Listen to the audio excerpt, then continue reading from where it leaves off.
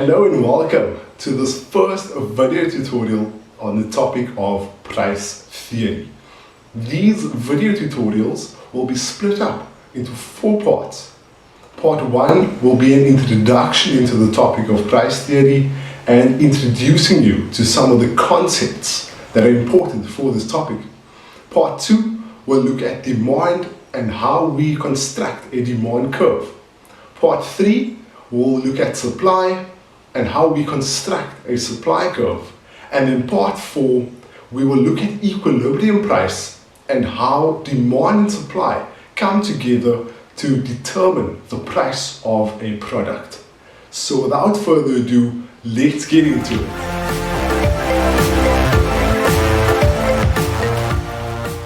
So one of the main concepts that you will need to know is the economic problem. So what is the economic problem? Well, the economic problem looks at your ability to satisfy consumers' unlimited needs and wants with limited resources. Now, what does that actually mean? So we as consumers, we want everything. We want this, we want that. However, there are limited resources which are used to produce those goods. So if we look at a couple examples, we want food, we want that cool drink, we even want that sports car. However, there are certain resources which are used to produce those goods, and those resources are limited. So resources like crops, resources like water, resources like metal and other materials, these are all limited resources to produce the goods that we want.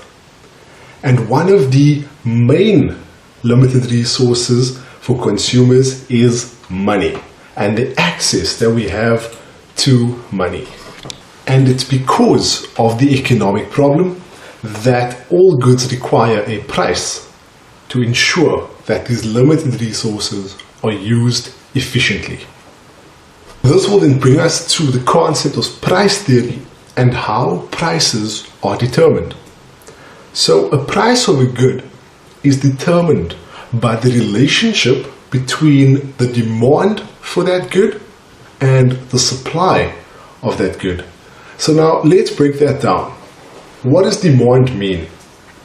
So demand, that is the quantity of goods and services that people are willing to buy at a specific price and at a specific time. So that is basically saying that people will buy an amount of goods depending on the price of that good. And then if we look at supply, supply looks at the quantity of goods and services that is available to consumers to buy.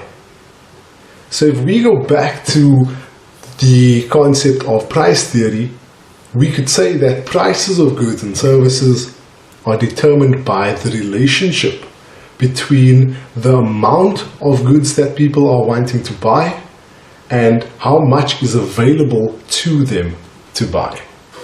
So sit back, relax, and watch this following clip, which encapsulates this entire concept of price theory. I understand you're selling this rare novelty drink hat. Fresh out! Let me explain. I'm prepared to give you $500 for that drink hat. Not so fast. I'll give you $1,000 for such a hat. I'll give you $100,000 in cash for said hat!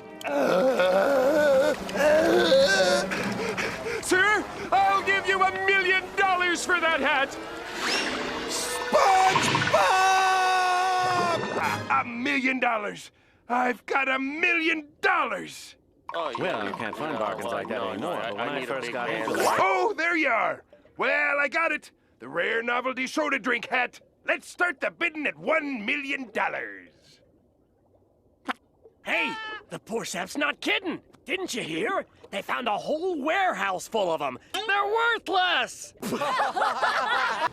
So that concludes part 1 on this topic of price theory. I hope you learned something. Until next time, stay safe.